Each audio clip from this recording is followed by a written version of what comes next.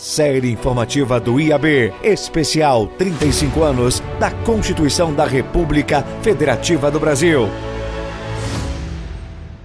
Bom, meu nome é Sérgio Santana. Eu primeiro vou fazer a minha autodescrição. Eu sou negro, um pouco careca, né? Já nessa altura do campeonato, 61 anos de idade.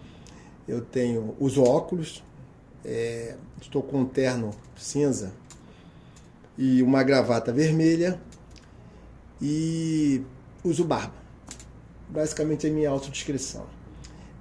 Eu vou fazer a minha apresentação. Eu fui aqui no Estudos Advogados Brasileiros, eu ingressei aqui em 2001, através do professor João Luiz do Bock Pinot, ex-presidente.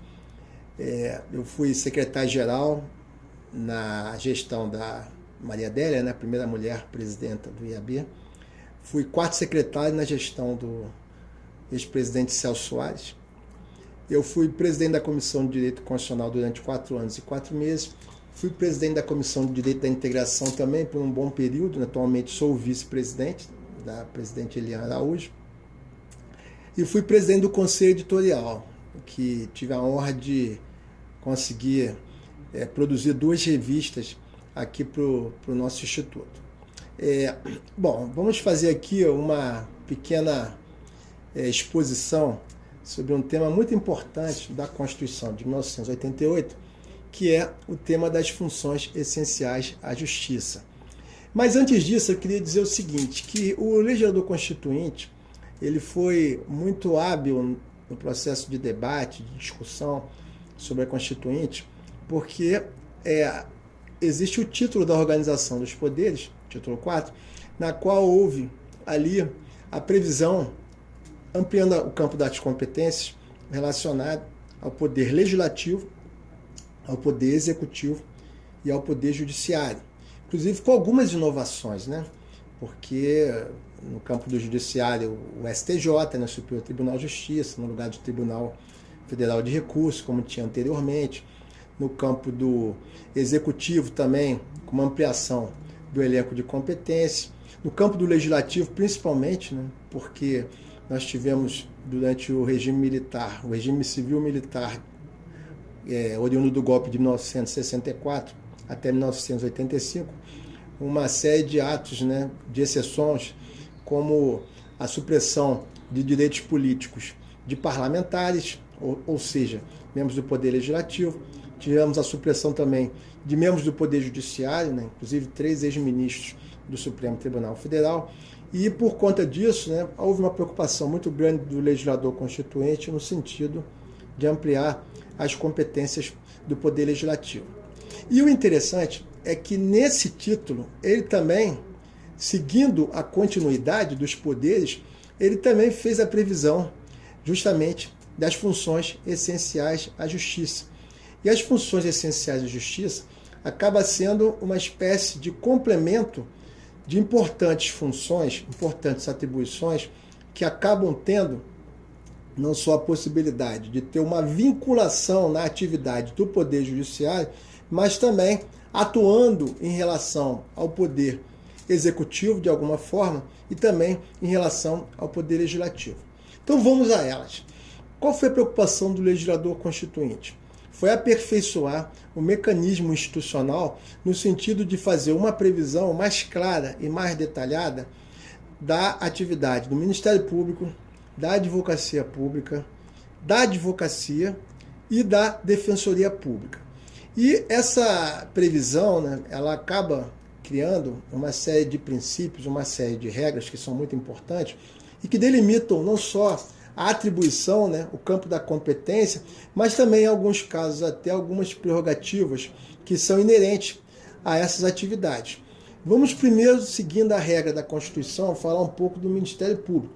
O Ministério Público, né, apesar de já ter previsão anterior, ele foi muito valorizado na Constituição de 88, inclusive com uma série de criações de competências, ampliação de competências, melhor dizendo, com uma previsão muito clara da sua atribuição no sentido de defensor dos interesses da sociedade, atribuição de custos legis.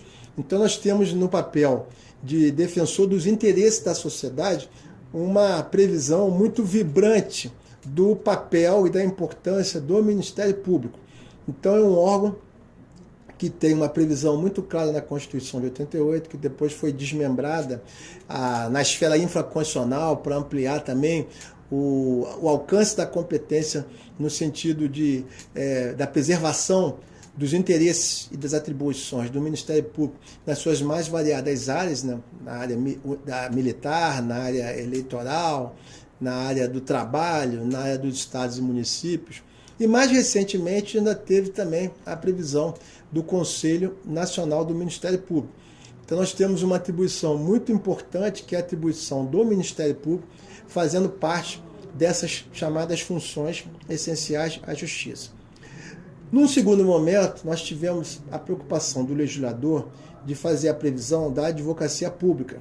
Então, a advocacia pública, dentro dessa previsão de um sistema federativo, né, importante, né, principalmente a federal e a estadual, já que a municipal tem uma série de problemas, porque muitos municípios não têm ainda uma advocacia pública consolidada, né, até por conta de serem municípios pequenos, com pouca arrecadação, então tem uma série de dificuldades, inclusive de ter procuradores municipais de carreira, mas a nível federal, estadual não, e distrital, já uma consolidação muito clara, né, muito consistente em relação à atuação da advocacia pública, e que tem uma atribuição muito clara, né, porque apesar de se confundir a defesa do presidente, defesa do governador, defesa do prefeito, mas muito mais do que isso. É a defesa do interesse público, é a defesa das políticas públicas. Então, muitas políticas públicas que são implementadas,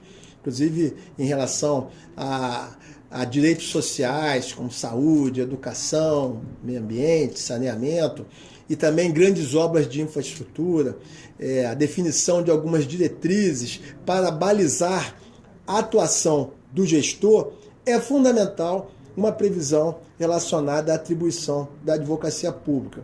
Então, nessa atribuição, para salvaguardar justamente a atribuição daquele que foi sufragado pelas urnas para, através do seu mandato, poder fazer a gestão, é muito importante nessa previsão, né, que o legislador constituinte teve a sensibilidade de detalhar de uma forma mais clara enquanto função essencial à justiça. Nessa sequência, nós temos o papel da advocacia, né? A advocacia ela foi muito preservada, né, no sentido da sua importância enquanto advocacia privada, né, enquanto profissional liberal, no sentido, inclusive, de preservar os valores de defesa do cidadão. Então, o cidadão que utiliza o advogado, né, enquanto indispensável para a administração da justiça, para poder fazer valer o seu direito, para poder reivindicar junto ao Poder Judiciário, junto à administração pública, em várias situações em que é possível se contratar um advogado para ele fazer esse tipo de defesa, é muito importante ter essa conscientização do papel do advogado.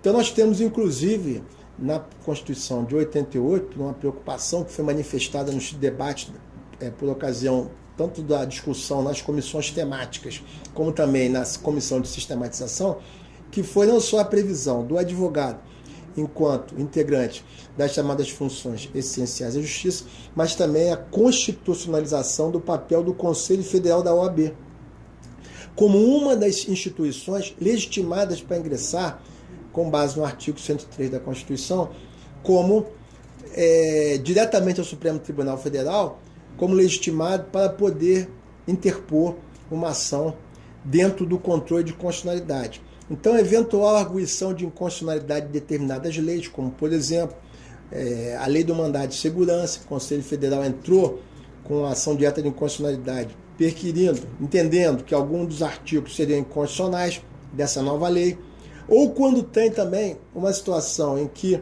se pede para fazer uma análise de um chamado preceito fundamental que estaria sendo entendido, né, ou interpretado de forma equivocada, como foi no caso da lei da anistia, se não estou equivocado, a DPF 153, em que houve uma a arguição de descumprimento do preceito fundamental para que se reinterpretasse, o Supremo Tribunal Federal reinterpretasse a aplicação da lei da anistia, porque há uma compreensão muito clara, e eu acompanho essa corrente, no sentido de que, dentro das circunstâncias, do momento em que foi aprovada a lei da anistia, havia uma situação extremamente injusta, porque nós tivemos uma equiparação da figura do torturador com a figura do torturado. Então, os crimes de lesa humanidade, os crimes de direitos humanos cometidos na época do regime civil-militar de 64 a 35 deveriam ser objeto de investigação, até porque toda a doutrina do direito constitucional e principalmente dos direitos humanos entendem como imprescritíveis os chamados crimes de lesa humanidade. Infelizmente, não foi a interpretação do Supremo Tribunal Federal, mas eu acho que o Conselho Federal da OAB fez o seu papel ao ingressar com essa tentativa de uma reinterpretação da chamada Lei da Anistia, que é de 79, ou seja, inclusive aprovada durante o regime militar. E, finalmente, nós temos o papel da Defensoria Pública. A Defensoria Pública, que inclusive a do Rio de Janeiro, ela foi utilizada como paradigma, porque a Defensoria Pública do Rio de Janeiro e a Defensoria Pública do Rio Grande do Sul são as duas defensorias mais importantes no sentido do conteúdo histórico, né? Porque hoje nós temos praticamente todos os estados com defensoria, a última era Santa Catarina, né? Houve também uma ação junto ao Supremo Tribunal Federal que delimitou um prazo, e aí eles tiveram um ano para se organizar, fazer um concurso e poder organizar a sua Defensoria Pública.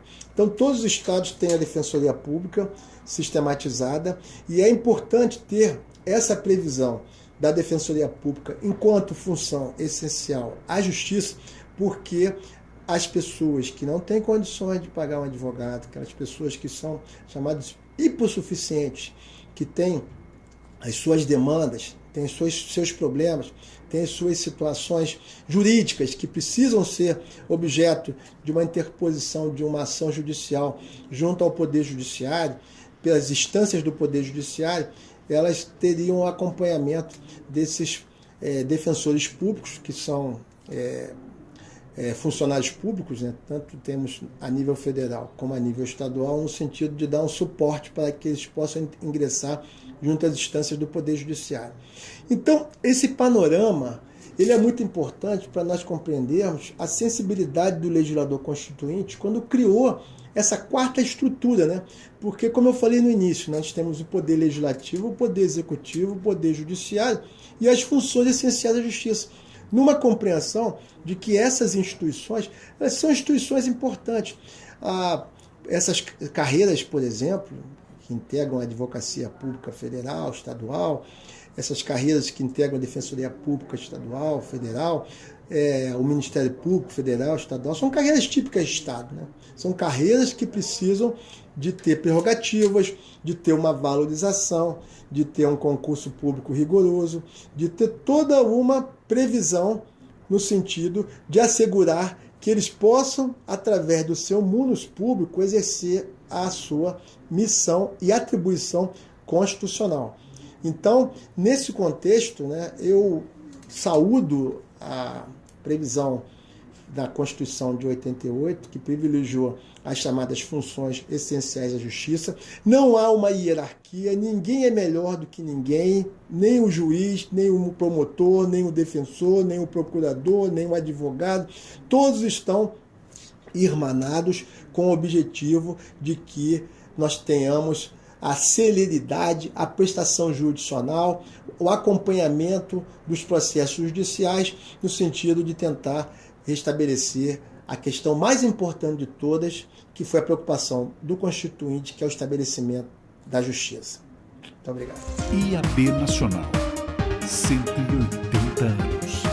Na vanguarda do direito desde 1843. Associe-se.